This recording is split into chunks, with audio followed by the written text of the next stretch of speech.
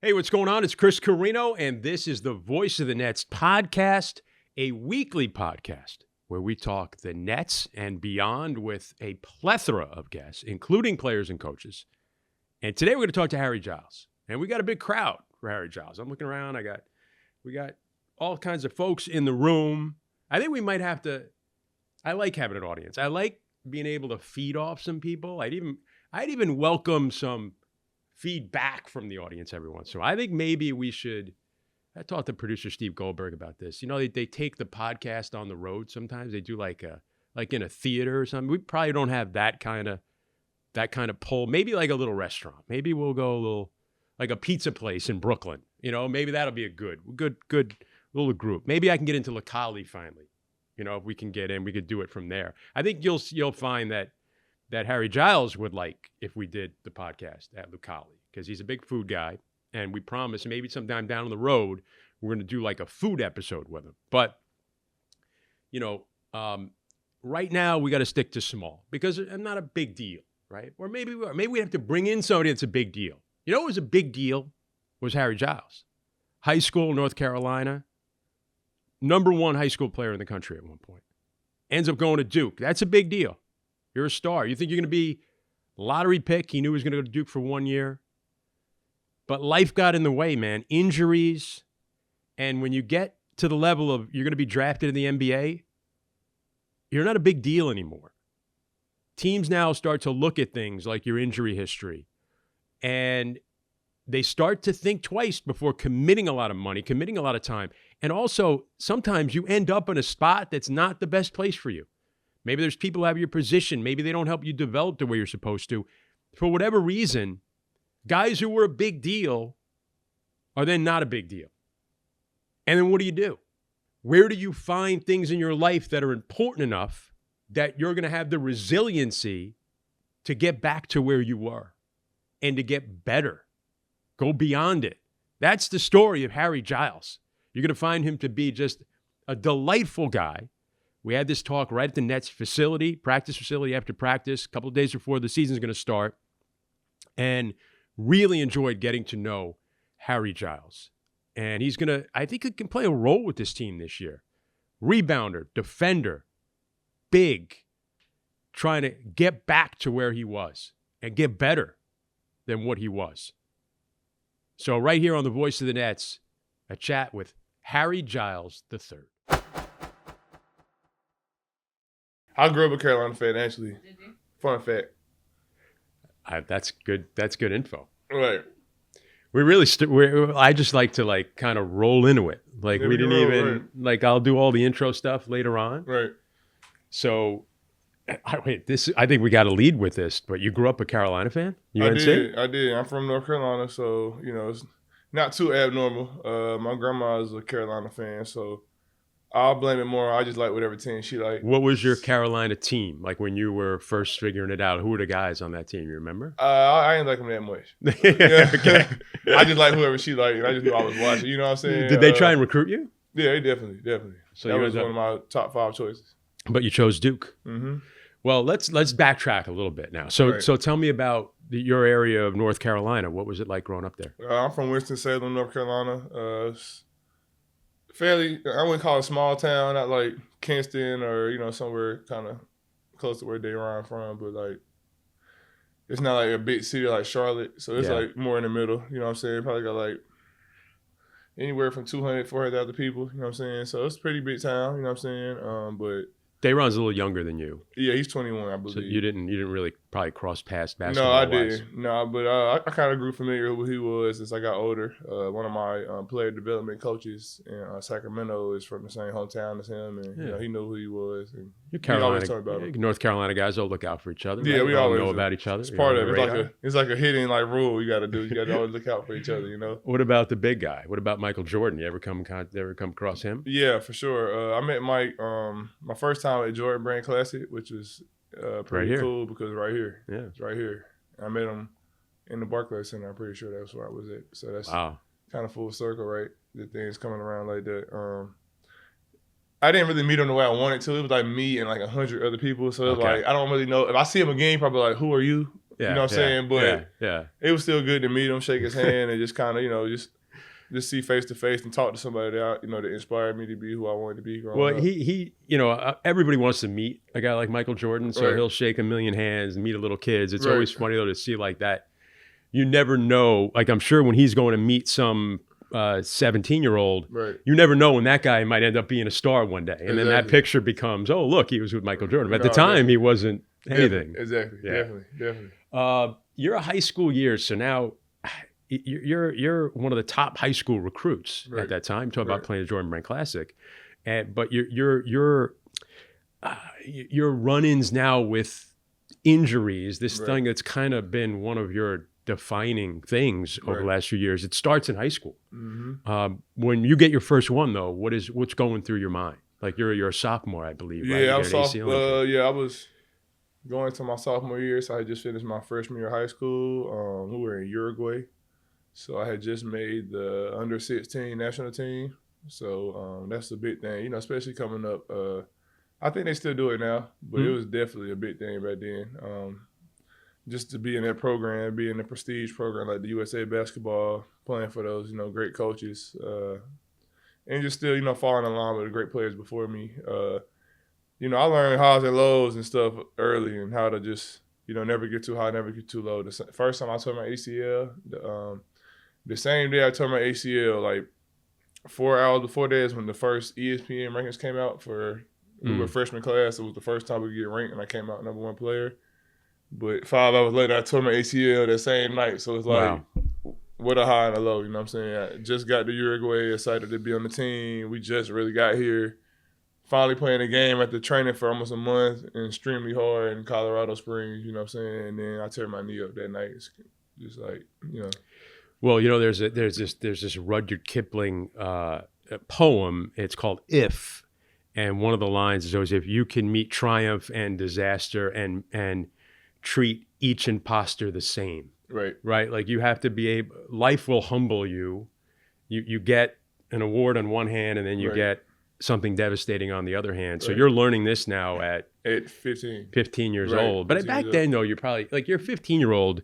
You get hurt, you come back. Like you could probably, it's easy. All right, I get this, I'm taken care of, and come back. Definitely. And then you mentioned you're at the high school prospects. Right. You're probably getting recruited by every country, every school in the country, every big program in the country. And then it happens again, right? Your senior year, your other knee. Sophomore year happened, missed the whole season. It was tough. We had just won a state championship my freshman year. I went to high school with Theo Pinson, who actually played in Brooklyn before. So we had two state championships together. So the sophomore season, he had a crazy senior year. Even to this day, I wish I could have been a part of that. I mean, I still would, but you know what I'm saying, playing alongside of him just because he played so great. And we won again, so it was big. We were on the same high school team? Yes. My first 2 years, I went to school with him. Won that year, built myself back up. I have a decent summer at AAU. It was decent, so I played pretty good, but it wasn't like the one. It was like my first, get my footing back. You know what I'm saying? I got dominated and got, pushed around a little bit, but that's what I needed because June is like a period where you go do like camp stuff, high school stuff, and my school, we didn't really do stuff like that. We didn't really do like team stuff. We just kind of just worked out or just let us do it at like camps. So that June, I knew I ain't ready yet. Like, if I want to come back and PG gym and be something and kind of be where I want to be, I need to take this month of June just to get my body right. And that's what I did, just push myself. And I went to PG gym. I had a pretty good showing. It's pretty good. And then that went into my junior year, which is probably, the best basketball I played in my life. You know what I'm saying? Up to date. It changed my life. It made me who I am today. You know what I'm saying? Got probably all the notoriety I got. It was probably my best ball from playing that season. And then so you completely recovered. You completely recovered. You had your confidence back. Yeah, I felt great. Junior year, I played with the brace, and then after that summer, I played in the. I finally took the brace off because funny story. My junior year, the championship game, I left my knee brace in my dad's car the night before at the semifinal game, and then the next day for the game, it was some stuff that happened. I couldn't get it. You know what I'm saying? Pretty much, I couldn't get it. He went back home. I stayed in Asheville. Yeah. I couldn't get it, so I had to start the first half of my game without the knee brace. I was terrified. It was awful because I had never done it, and it was terrible. But we ended up losing that game to the state championship game my junior year. Tough. It's hard to live down. But I feel like after that, I was fearless. You know what I'm saying? 'Cause I was like, man, I just played the whole game without it pretty much. Yeah. And I just went from there. Went to I transferred to Oak Hill that summer. I just wanted to just block everything out. There's a lot going on, bouncing back. Not a huge town like New York, but being in a small town, having that notoriety and having things going on, it's tough to focus sometimes. And just what I wanted to do, I just wanted to play ball. So that's what I did with the Oak Hill. And first game there, I trained hard for 2-3 months, and I remember November 6th, 5th, 4th, 3rd, November 3rd, tore my right ACL. First game of the season. At Fame program. 4 minutes of the game. Wow. Like Aaron Rodgers. First 4 minutes of the game. Yeah, I pulled Aaron Rodgers before Aaron Rodgers. You know what I'm saying? Literally. So Oak Hill. Now did you come back that season at all or no? No, I was out. So like because Oak Hill's on your resume, but you played 4 minutes. 4 minutes. Wow. So let me ask you, that happens, and now this is really bad timing because now you're looking at the draft coming up, right? Well, or did you go back and play? Nah, this is my senior year in high school, so all right. So now I'm just getting ready for college. I didn't mean the draft. I meant now college. Yeah. I'm definitely getting ready for college. It was tough. By then I already kind of knew where I was gonna go. Okay, you were already committed to Duke. No, I committed that same week. So I got hurt on Tuesday. I committed Friday just because my dad was like, you might as well just go ahead and commit. You already know what you want to do. And they even with the injury, they were like, okay, we want you to come. For sure. Yeah. None of the schools changed on me after my injury. Everybody was still supportive. Even like Kentucky, I almost went there. No school really changed their feelings about me. They just wanted to help me. So it was tough. That was a good thing. That made me feel good. But it still was tough. I just wanted to get out the way, get off the media. I already knew how that story would be. I already having to commit. I didn't want to have to worry about committing still, and then that story still be lingering in the air. So I just shut it all down in 1 week and just got out the way. So it's tough because you want to be a committed senior. You want to play every game, being a Duke commit, and being a number one player, being a number one team. Because my team that year we only lost one game and we won the national championship. So it was unfortunate, but highs and lows. Yeah, and then you go and you have to kind of so you go through this is the other knee now in your senior year. So, but did the way you were able to come back from the first time, did that give you confidence the second time that all right, I'll come back. I know what it's like. I know what I have to do. Yes and no. It's created more doubts. I wouldn't say doubts, but I'm 17 and I just lost my whole senior year again. So I missed my whole sophomore year, my whole senior year. So at this point, I'm just like. Come on, like what's going on? Yeah, what's going on? I'm lost. You know what I'm saying? I'm lost. I can't even really believe what's going on at this point because it's just insane to me. But when I committed, the NCAA, they granted me permission to start training at Duke. So when I committed there, I basically started working with the team rehab. I did my rehab with the team trainer. So that was probably the best thing that ever happened to me. Yeah. Just because it helped me get my body back right and get myself back together and just get some confidence, get to see Coach K almost every day. You know what I'm saying? And so that was good for me, just to be around some good energy. You're getting a basketball education, even if you're not on the floor. So it was good. Also I finished in my senior year, so it also was tough though. You know what I'm saying? Having to ride back and forth between Durham and Winston, it's like an hour and 20-minute drive. I'm doing that like twice a week, 3 times a week, having to stay down there. So not how you want to spend your senior year ideally. You know what I'm saying? Everybody else having fun, but it is what it is. You guys give up. You star athletes kind of give up the regular. I never been to prom, all that day. You know what I'm saying? So I know it's crazy. I never been to prom. Right? I was just talking to someone about that the other day. It's crazy. Like I would advise players to go to prom. I was just super extra locked in on basketball that I didn't want to do anything else. But I feel like that's a good thing. But I still feel like you should have a little fun. Be a kid. You got to be because when you get older now, you be having no regrets, but you just wish you would have did things a little differently. That's it. And then the kid that then there's kids in high school that would kill to have your career or be able to be the star athlete. It's a trade-off. Exactly. Yeah. Exactly. When did you? So now you end up. You played 1 year at Duke. 1 year at Duke. But you don't play from the start of the season, right? No, because I had to get a scope on this knee from the first knee. So it's like it's not stopping at this point. Now, when you come back, when you get and start playing for Duke, though, did you feel like you were 100%? No, I didn't. No, right?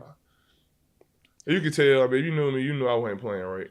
And just the way I was playing, if you looked at any years before that, it's just like, this is like two different. I don't even like watching film myself to do it to this day. Like, Yeah. And it's nothing personal to what happened. Is just the way I was moving, how I was playing. Like I talked to Coach K yesterday. He was like, man, I'm so happy. He was just telling me congratulations about the team and stuff. He was just like, man, we were you healthy away from holding up a national championship. Yeah. And I said, all right, no, Coach. I think about it all the time. Yeah. So, I think everybody that knew me and that knew him around, they knew I wasn't right. But I gave my commitment to Coach. I gave my commitment to Duke, so I wanted to play. You wanted to play, right? You didn't want to sit out the whole freshman year. I didn't want to sit out. Now people tell me to sit out, but I just didn't want to do that. I wanted to play. Did you? Well, I guess there was a point. Did you think you were going to go to Duke for 1 year when you started? That was the plan. You know what I'm saying? When the injury happened, it was tough. I didn't know how. It was a tough time. I got hurt like in October, November, so it's like right before the season about to start. So it's tough to imagine what you're gonna do. You know what I'm saying? Yeah. But I had got a little bit better, played a little bit better, and I had a pretty good ACC tournament. So that kind of like you felt like, all right, I can get back on the plan. It started making the draft talk a little bit better. You know what I'm saying? Like he might not be one anymore, a top 5, but he still can get drafted. So it was just tough.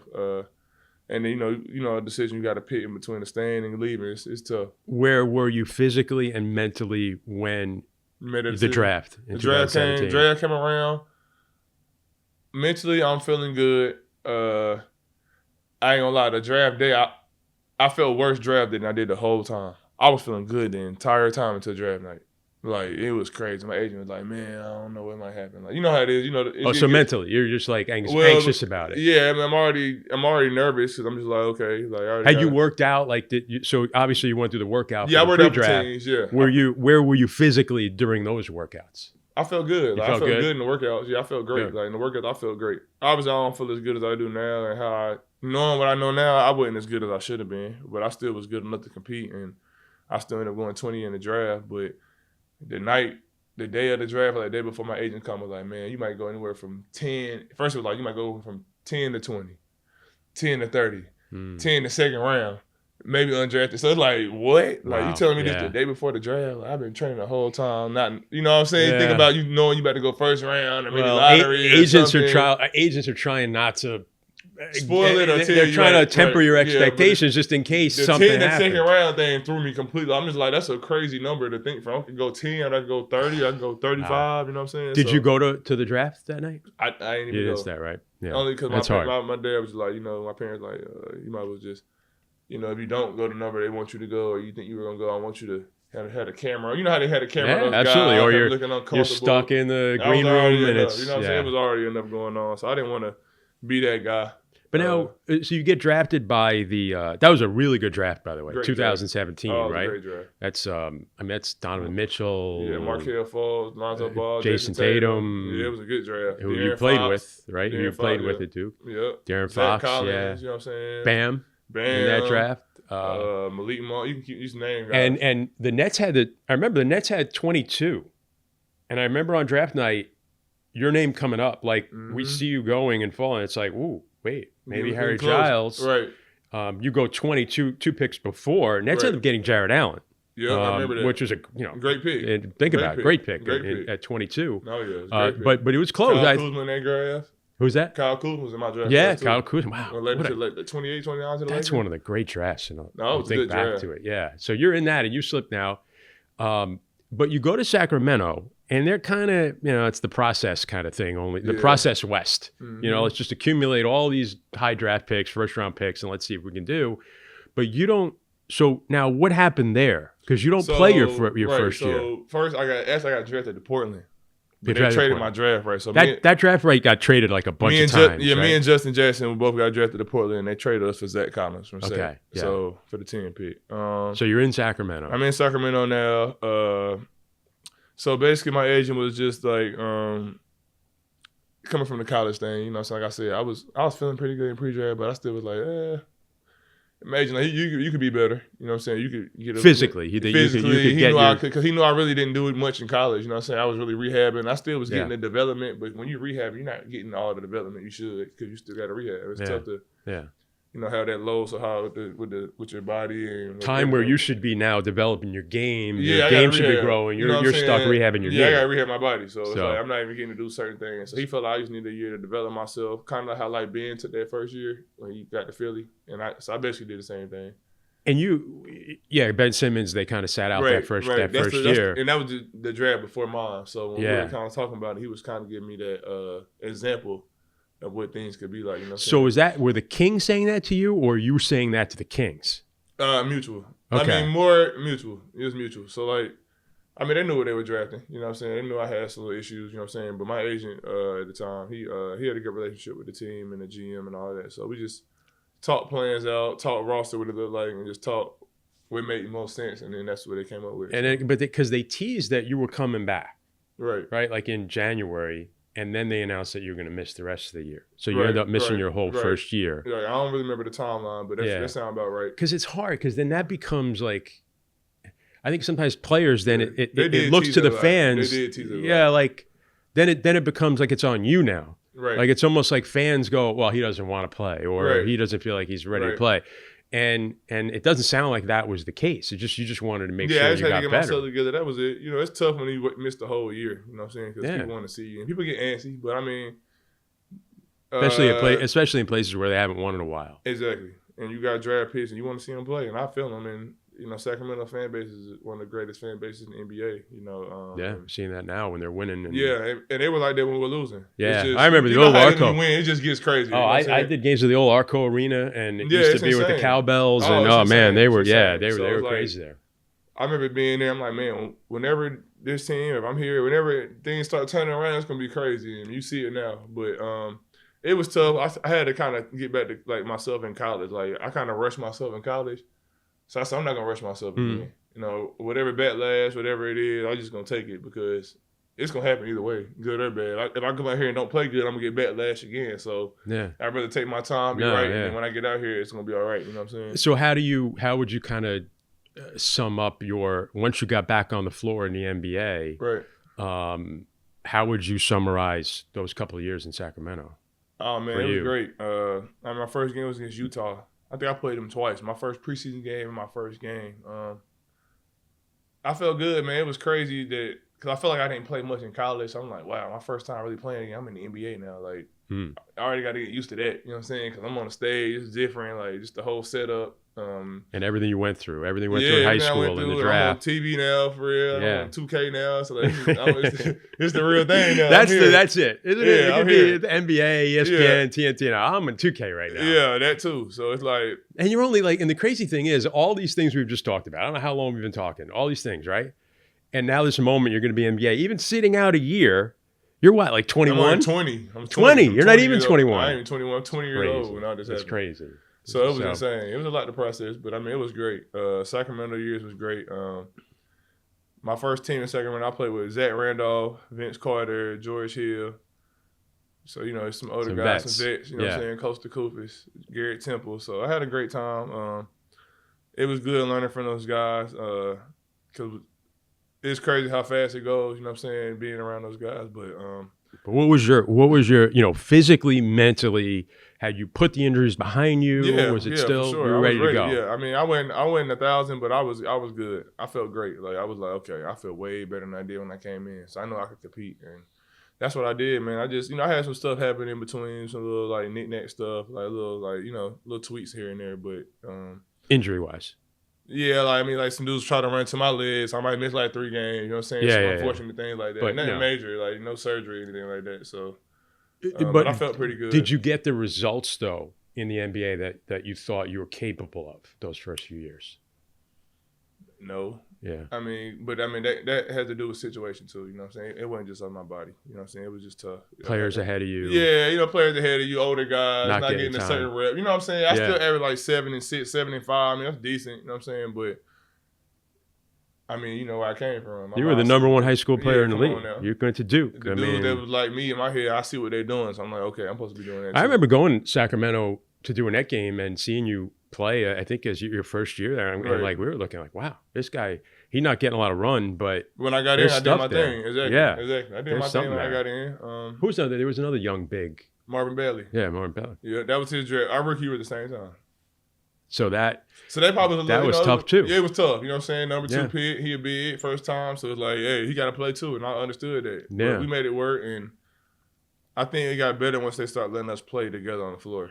because at first they didn't want to let us play together. We both 19 and 20, so they didn't really want to trust us. Play the same position. We played better together. We played great together, and it was one of our better lineups. You know what I'm saying? So once Coach Jaeger started to trust that, he trusted us in practice. Things got great. It was good. But you go 2 years, they don't pick up your option. Right. You end up going to another great fan base, Portland. Going to Portland, another great fan base. It was unfortunate because it was the pandemic. So, like, you couldn't play in front of Sacramento, we played Portland like 10 times a year, it feels like. You know what I'm saying? So, it was tough not to see the fans out there. You know what I'm saying? I already knew what they already brought. Yeah. So, it was tough not to experience that. And it's just tough to play basketball without fans consistently. Yeah, we all love the game, so we can go out there and compete. But it's almost like practice every day. After a while, like 82 practices. Yeah, it was tough. You know what I'm saying? So that was a tough time. Yeah, it's tough, but at the same time, it's still basketball. We playing what we want to play, and it was a great time. And then, I think May of that year, that 1 year at Portland, you ended up playing. your last game in the NBA. Yep. And you didn't think that at the time, right? Walking off the floor, that might be it for a little while. It might be it. Yeah, I had got another opportunity with the Clippers, really short stint. You know what I'm saying? I did a training camp with the Clippers, but I only played like 4 games, and I got waived. So that was really that last game. I was like... Now, talk about... I always... people use the word humbling, or I'm humbled. Like, somebody wins an Oscar, they get up there and go, oh, I'm so humbled. No, that's not a humbling experience. Somebody giving you an Oscar, telling you're the best person in the world, that's the opposite of humbling. Right. Humbling now is Harry Giles, former high school player, best player in the country, going to Duke, first round draft pick. You're not even 23 years old, 24 years old. You got to go play in the G League to try and get to the NBA. Full time. That's humbling. Oh yeah, I got waived. I couldn't even from Agua Caliente. Yeah, I couldn't even like process seeing my name beside the word wave. You know what I'm saying? That's like you ain't made the team. That's my first time in my life I never made the team, regardless of injury, what was going on. I never not made the team. You know what I'm saying? Or that's even like not getting picked last. That's like not making the team. Like, so you get that, and then was there an injury too at the time? It was just didn't so get wait, picked. Yeah. So Harry, they this rise and fall. We talk about sort of the arc of your life every time. Something, you're at the peak, and then something takes you to the valley. You get back to the peak, it takes you to the valley. How do we get here now? Like you just left. You got cut by Agua Caliente Clippers. I got cut by the Los Angeles Clippers, the main team. Well, the Los Angeles Clippers. And then you went to the G League. FCC, and you get. And that's when I think you had another. Yeah, I was there for a little bit, and I just shut it down. I just knew I needed to get my body together. Yeah, so how do we're there, and now it's like now we're here. Yeah, and you're in Brooklyn. You're right. We had this gulf, man. How did you find your way back? Man, I just had to sit myself and just reset for a second, man. You just got to reset the button. You got to just really got to start over. Yeah. I had got to first Chris Paul, to take it back a couple years, I got a tattoo on my arm. After I took my ACL the second time, he told me, if you find obstacles, or you find a path with no obstacles, it probably leads to nowhere.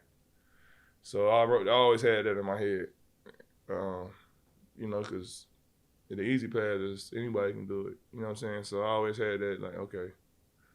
And then it happened again. I'm like, all right, well, I'm in a position I got waived, and I got to figure this out again. What do I do? My dad's just like, look, it is what it is. Like, he always keeps it so blunt with me. So, like, that's why I am how I am. That's what dads have to do, That's what they have to do. He's like, man, look, just to sit where you at and move on from there. Because what you going to do now? Like, you can't get it back, and you can't change anything. So, what you going to do? So, I had to just, fix this knee, get my body together, and just trust my instincts, trust everything I had going on, and just work. You know what I'm saying? I had to just get away. I had to actually get away from the game for a second, for the first time in my life, because I just always basketball. And it was a time I took like 2-3 months off just to just clear my head. I needed to clear my head. I was kind of drained. You know what I'm saying? Sure. I was drained. I got cut. I was grinding. I've been training, spending money on training and rehab. You know what I'm saying? Rehab. So it's tough when you just end up failing. So it's like you got to just figure it out. But the thing you can't do, you can't just keep trying to figure it out and keep sitting there. You got to make action. You got to put some action to the plan. And that's what I did. I just went back to what I used to do. It was a slow process, starting to get around the game again more, rehabbing my knee and just building it back up. pushing myself, believing myself, being around people who believe in you, and feeding you the right things, giving you the right motivation to get back. Getting around more games, coming to games, going to see Jason play, going to see teams in Sac play, just to keep my spirit up, keep my hunger there, because I had times where when the first time around, like when I first kind of got away, I was not trying to go too much. I was trying to get away from the game. But I'm like, what did I do the first time when I first came back from injury? I was in the gym all the time. I was around the game. I was staying motivated. I was being around the kids. I was throwing my youth camp that I throw at home. I threw 2 youth camps before I even played again. So that was different too. I'm like, I wonder how this is gonna be. I gotta throw kids camp, and I'm not even NBA. Like, how am I gonna inspire them? So like, I got to the point where I was thinking like that. Like, I'm still Harry Giles, but like, I don't even play ball right now. So like, well, so much how are they gonna look at me? Your whole life. I mean, up until that point, we're talking about your whole life is your identity is basketball. Yeah. Now at this point, I don't know what it is, which is crazy. Well, so now you took those couple of months, you said, to sort of like get away. Right. I guess at that point, it would remind you. Well, you'll discover either I don't need to make basketball my identity, or that really is what I love, and I really need to get back. Is that kind of the conclusion you came to? I had to find the even thing. Like, it was like, okay, I need to figure out what else it is I like to do, because it also reminded me. Did you discover anything that when I started a trucking company while I was out. Okay. So I always wanted to embark and start my businessman journey. An entrepreneur. Entrepreneurship. And I did, and it was exciting, and I'm proud of myself for that. I remember I actually started it right when I was at Agua Caliente, and right in Rancho Cucamonga. I just started looking at YouTube videos, and one of my uncles always tried to get me to get into it. He was always telling me, man, he was telling me before I even got to that point, look, man, I want you to do something that might help you make some money later on. That way you get more trucks. When you get done playing, you can already have a whole another $1 million business going on, or whatever it is. Yeah. You playing. I ain't hearing that. I ain't really hearing whatever, bro. I got plans. I'm playing. I ain't trying to hear that. So I got a game on Friday. What are you talking about? Yeah, you have something to fall back on. Like, right? Your elders always telling you have something to fall back on. Yeah, but when you don't think about it till you have nothing again. Yeah. You're sitting there with nothing to do, not finna play. So it's like, what am I about to do? But did that give you confidence then to say, hey, you know what? What I've discovered is I really love basketball, and I want to do that. But the pressure's off now, right? Because that doesn't have to be. You don't have to make it now, because you could do something else. Right. It was like both. It was like, okay, I'm glad I found something else I like to do, and I'm glad I found something that's gonna help me live and move forward, and might potentially take my mind off the game. But I'm like, I don't know if this is the one thing that's gonna all the way be my next love, because I'm still thinking about the game. But that's how I know I want to play too. I'm like, I gotta get it together, because I don't want to just do this all the time. Like, this is cool, but this is not what I want to do. I'm 24 years old, maybe 23, 24. I'm supposed to be playing. No, owning a trucking company is nice, but it's not like playing in the NBA. It's cool, but it's not the same thrill. Yeah. It's not what I'm used to. So, but it was great, and I still do it now, and it's a great thing. I'm glad I have a part of me and part of my resume. But I'm where I ultimately want to be. You know what I'm saying? I'm doing what I want to do. Now, what was the change in approach that got you back to the shape you're in now, the workout this past off season, leading to the Nets? What was sort of the change in your direction? I wanted to be great again.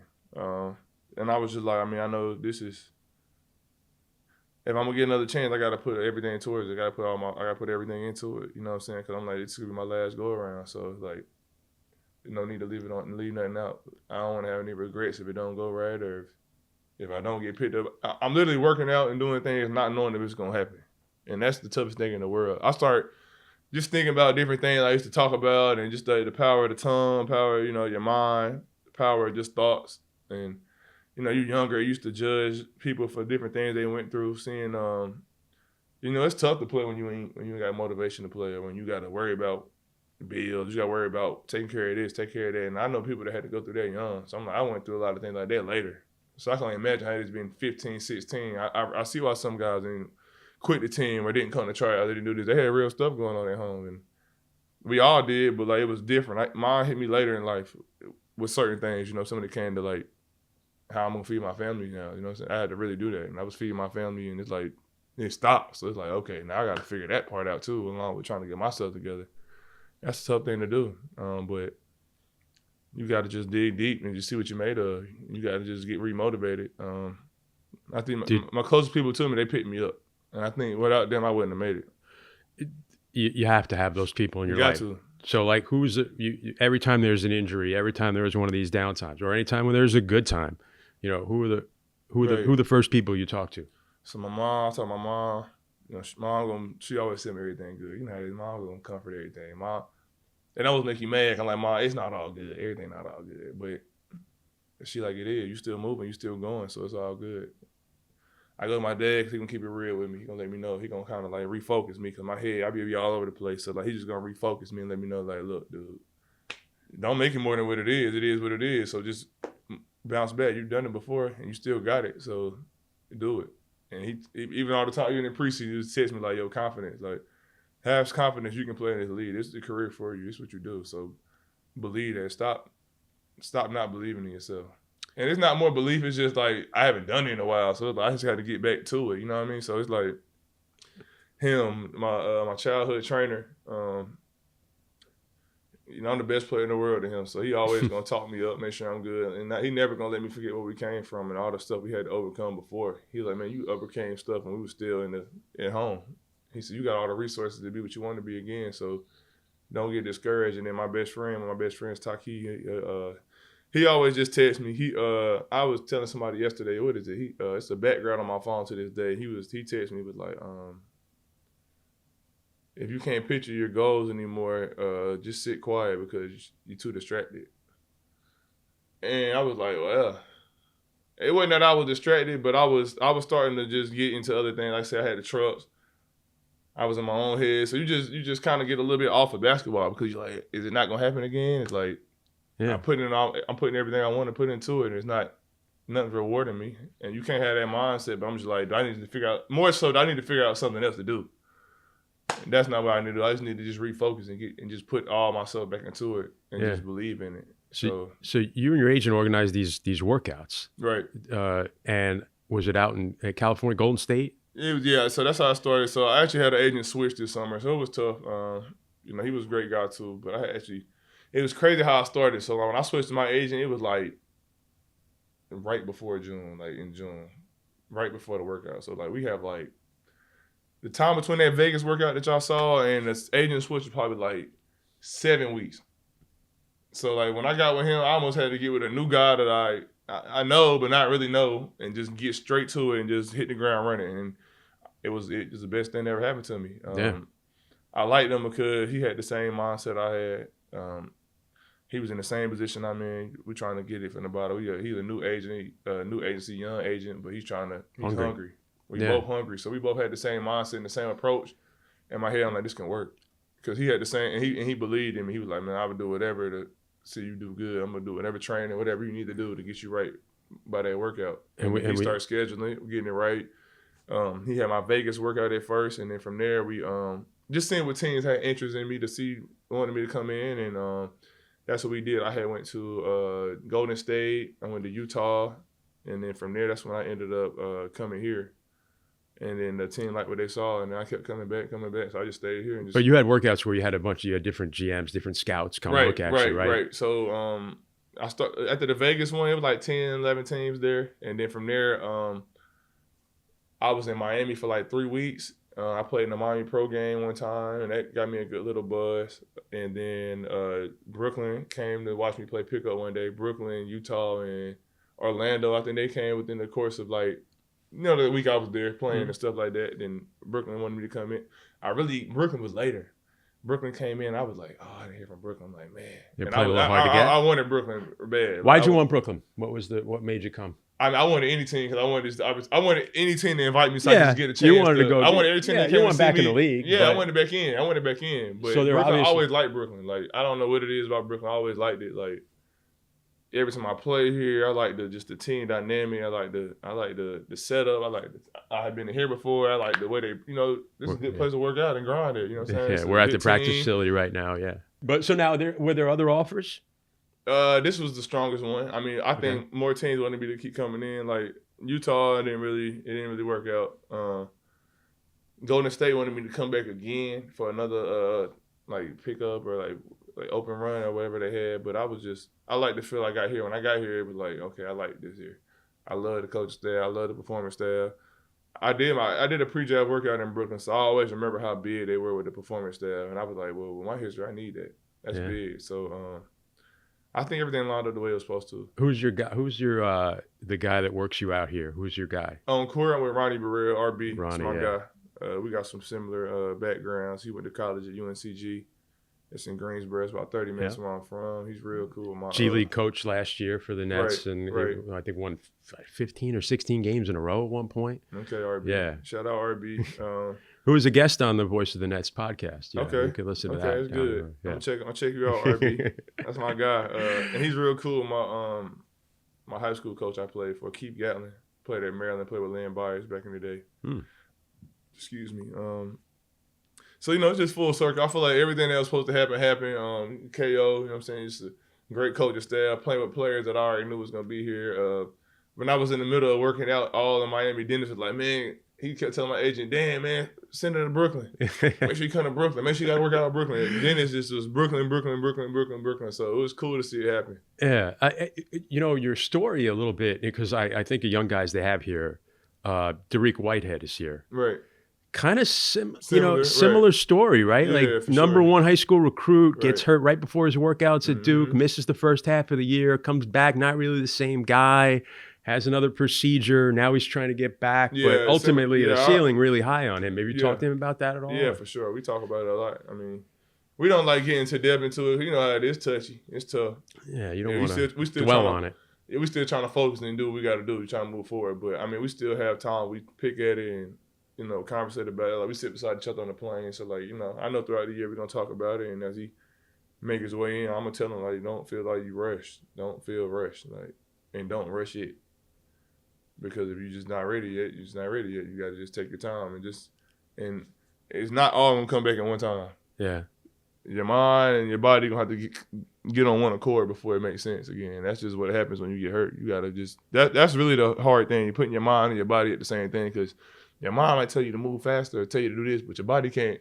Your body's got to come first. Yeah, hasn't done it yet. And then the same thing with your body. Your body might try to go do this, but in your mind you might be a little nervous. So it's like you got to find that meet. But you got to have, listen, I've gone through issues with my body. I have muscular dystrophy, and it's progressive, so it gets worse all the time. And I always tell people, as you get physically weaker, you have to get mentally stronger. So as you go through these things physically, I'm sure you need more mental strength to kind of push you through that. You need the most. Yeah. And you got to be consistent with what you do, because you already, like you said, you're already weaker, so you got to keep it strong because it's already been through some things. So things are going to be harder. Right. But what I've always said is if things really are important to you, you're going to do it. You'll do the hard stuff. Every day. Yeah. And you figured that out, right. I think, when you got away from the game a little bit. I did. And I got older. I was 20. Yeah, you're an old man now. You're like 25. Yeah, right. I still, right. Wow, 25. It's crazy. I don't even believe it's a story we've been telling for hours. Right. Like, you're still only 25 years old. Right. I just wish I knew the things now I knew at 20, 21, 22. I mean, it's different for them to tell you to do things and show you that, but, I mean, you got to learn it. Yeah, you got to learn what it be to be consistent, get a routine, be consistent, take care of your body. Like, you don't know what it is to take care of your body at 20 because you feeling good every day. Yeah, even with the you fast food every day. Even with the injuries I went through, I still didn't have to take care of my body all the time because I felt good. You know what I'm saying? So I didn't know what that meant, but I know what it means now. It's like getting in the cold tub on days you don't do nothing. Like getting a massage still even when you don't. Like today, have a light day today, but still have time to get your recovery in. So it's about that. We know though, like you're. This is a great story. Right. You want to come back. Right. And it was great to see you when you made the team. Right. And you got the word in Miami. Mm-hmm. I know you said how excited you were. Right. When you got that news, and again we reached out, called your mom. Right. Mm-hmm. I saw that story talking about that, but I would imagine though, like that's not where you want the story to end. Now this is like you want to be the version of Harry Giles that you thought you were going to be in high school in the NBA. So what's different now? I mean, at the end of the day, I got to live with knowing that, I mean, never say never, but you always got to be prepared for anything, knowing that, I mean, that might not happen. So I might got to rewrite a new Harry Giles story or be a different Harry Giles in the league. And that's cool, too, as long as I stick around and make it happen. But I don't know. I think that's why I didn't cry, because I'm just like, I ain't there yet. This is just the first or second step of where I want to be. I think the first step was getting the team that liked me enough to keep me around, and invite me back to camp, and get the opportunity to make the team. And I think the second step was making the team. Now the third step was to, keep getting better, keep getting stronger, find my way into the rotation, and then so on. Because it's not like it's my first rodeo. I'm appreciative, and inside I felt like draft night, like better than draft night. I was more excited than draft night. Like they could see how I felt inside. It was crazy. I had to keep it in and just be cool, but I wanted to break down and cry and yell and like yes. But at the same time, I know there's more work to be done. You know what I'm saying? I took the weekend. I took that time to be excited about it, and I'm still proud and I'm excited and appreciative. But it's time to go to work. I would imagine that's something that the team is interested in seeing, a guy that wants to prove he can get back. Yeah. I mean, we see that with other guys on this team. You're seeing it with, Ben's going through that. Definitely. And there seems to be a theme with this group of something to prove kind of thing. So we all got something to prove. And we all... Is there a spirit of that? Do you notice that? A little bit. Training camp? A little bit. I definitely do. I think we all know we have something to prove. I think we're growing closer to it, and I think we're still so young. Too at the same time. Our oldest player only 30 years old, which is crazy. So I think we're trying to figure out the identity, who's gonna be like who's gonna lead, who's gonna be the leader. Cause it's different aspects of like leading, but it's just like we need somebody to do it. And we already have guys that's doing it, but it's just being consistent, being a team and just doing it all the time. I think we're gonna be there. Cause I think we have great guys in the locker room. We all get along. Everybody speaks to each other. Like this is one team where every player talks to each one of each other, or has. So it's like, that's a good thing. Because sometimes that don't always happen. Or especially consistently, or be able to say a joke and get over and laugh. That's just like a good thing to have going on. Well, coming in, you're kind of in a crowded center position here, right? With Nick Claxton and then Day'Ron Sharp, who we talked about, and you got a young kid like Noah Clowney behind you.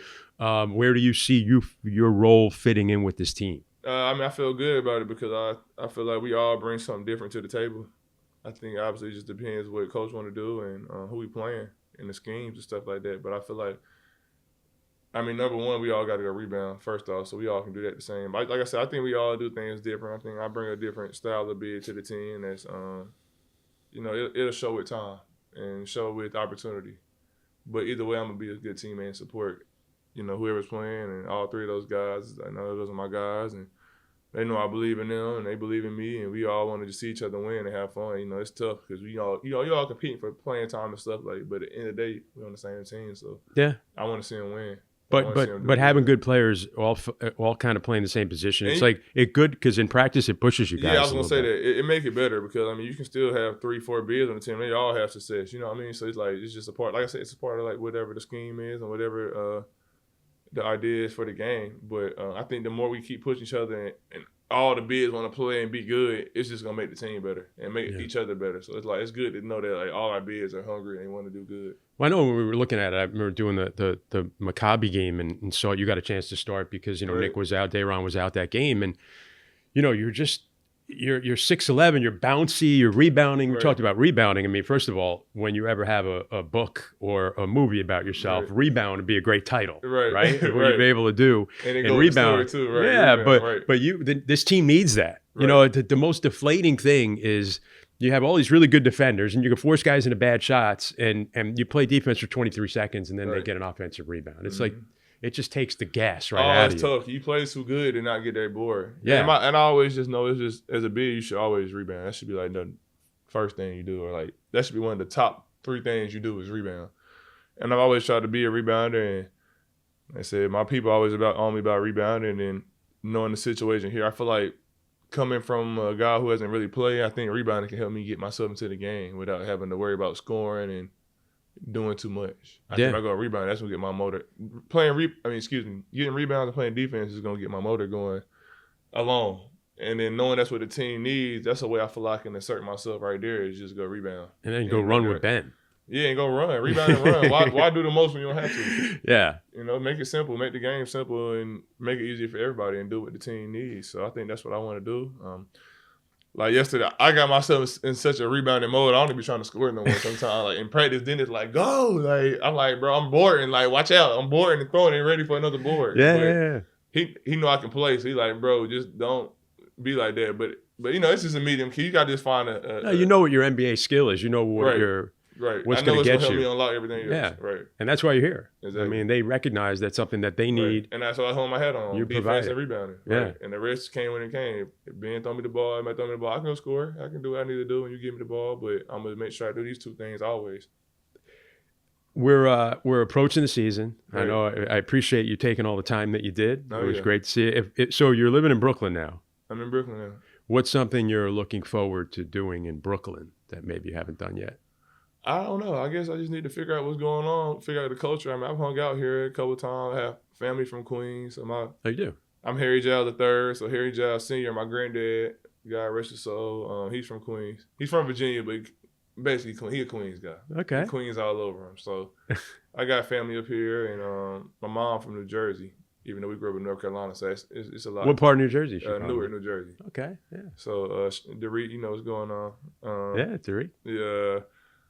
But, yeah, I'm excited. I don't really know. I've been seeing some good food spots. I can say that, especially riding around looking. I mean, I don't want to get too crazy on the food, I guess. But I don't know like if you changed your diet in your comeback here a little bit. You might have, right? A little bit. I don't really eat sweets and do like the crazy stuff, but okay. I have a little cheat day. Cheat day, you might want to get a little Brooklyn pizza. Maybe. Already then, I think. Well, Lucali. I don't know if it's Brooklyn. I had New York pizza. How about that? All right, we'll work on it. We'll I mean, New York is one thing. Brooklyn's like another. Next level. Yeah. Okay. Yeah. Brooklyn's where it all happens. So like if you could, like you got a beautiful fall day today, as we tape this in New York City. You know, maybe you got the rest of the day off. Right. What was something you would look forward to doing? Well, that weather got me a little like, I don't know. That's a little chill in the air. Chill. See, you guys from the South are so soft. You call like 58 degrees a chill. Nah, this is what I'm used to. My body is not adapted to this. You know what I'm saying? I will get a coat. I gotta get a coat. Oh, ASAP. Hey, I'm about to put on 4 coats soon if I don't, because I need a coat. And I've been, I play on the West Coast too, so it gets cold, but it's different. It's different. I don't think I'm ready for this, but I'll be ready. Toughen up, man. I'll be all right. My skin will be tougher after next year. Finally, like we have this Oculus outside of Barclays Center with a big message, board, a little circular message board. If there's something you could, as your personal mantra, that you could put up there, Harry Giles appearing nightly, here's what it would say on the marquee outside Barclays Center. What do you think it would be? If you find a path with no obstacles, it probably leads to nowhere. Love that. I love talking to you, Harry Giles. I am rooting for you so hard. Great to see you. Thank you so much. Whenever you want me to come back, you let me know now. Absolutely. For sure. I'll come be your co-host or something one day. Yeah, well, I think you're on the path. Oh, yeah. You're going to find, we'll find a third career now. Come on now. We got entrepreneur, trucking, I wanted to basketball. Do communications in college and stuff like this. I like this kind of thing. All right. I think we can work that in. Let's do it. Yeah, absolutely. Harry Giles. Thanks so much, man. My thanks to our guest, Harry Giles III. As we put this out to the world, Nets will be starting the regular season against the Cleveland Cavaliers on Wednesday the 25th, and then a tough 4-game road trip. Go right out on the road, and we'll see where we're gonna set the bar with this Net team. I think Net fans trying to figure out what height the bar is going to be. We're going to find that out pretty early, and I know we'll get back on the air with some shows from the road. Hopefully we'll get some players, some coaches. Capper and I will talk about this stuff, so we'll get you all cued in on our thoughts about this season. Always like to leave you with something to bring you back, to listen to watch. I just recently, I'd never seen it, and I said I had to go out and watch Band of Brothers. I love, Saving Private Ryan, and this is in that same vein, right? Tom Hanks and Steven Spielberg took some real-life letters from World War II, Airborne, and he made the Band of Brothers. And I'd never seen it, and I ended up starting to watch it, and I got riveted. And there's a moving scene at the end. These are real-life people that are depicted in the show, and this is something that brings it back to our conversation with Harry. Major Winters, played by Damian Lewis, the real-life Major Winters, he talks to the camera. He tells a story about his granddaughter asking him, was he a hero? And he said, no. But I was with a group of heroes. I was amongst heroes. And that reminds us, whenever we're going through tough times in our life, we have no choice. You're going through a tough time. You have no choice but to try and get through it. people around you have a choice to help you or not. Those are the heroes that get you out of situations. The family, mom and dad for Harry, and the friends that got him through these difficult times. His teammates now who are going to push him to get better. All the people I know when I sing the things I've gone through in my life, it's the people around me that are the heroes. So we're amongst the heroes. Harry Giles was amongst heroes in his life, and we are rooting for him to get back. And as one of my favorite artists, Frank Turner, sings, get better because we're not dead yet, right? Listen to that song, Frank Turner, Get Better. Everybody in the room, go listen to it. They'll pump you up. Get ready for the season. Start of the season coming up. We'll talk to you again. Thanks to Steve Goldberg, Chelsea Jenkins. Thanks to everybody, our crew here in Brooklyn, filming, guys behind the camera. Talk to you again next time, right here on The Voice of the Nets.